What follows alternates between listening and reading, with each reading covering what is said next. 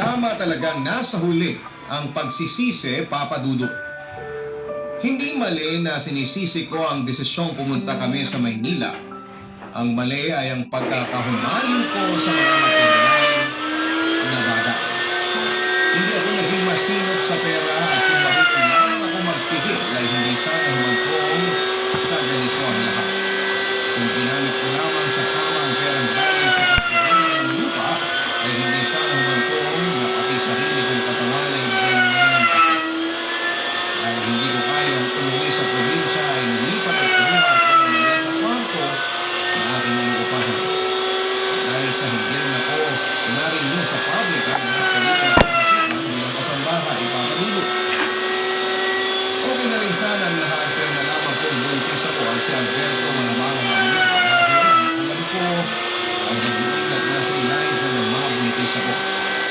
Nagsusuot siya ng proteksyon tuwing may nangyayari sa aming dalawa.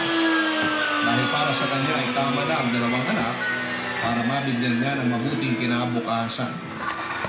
Kaya po ako sumulat sa inyo ngayon dahil litong-lito ako.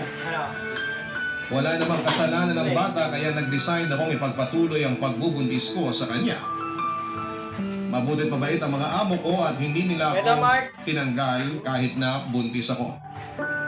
Ang hiling ko lang sa ngayon ay sana'y magkaayos na kami ni Elijah. Alam kong hindi na tulad ng dati ang magiging tingin niya sa akin pero gusto kong magkabalikan kami at gusto kong magkasama kami ng mga anak ko.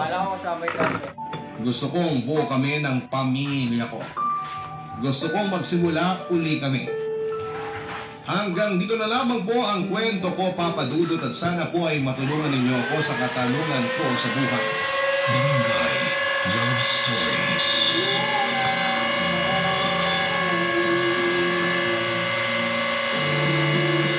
Mike.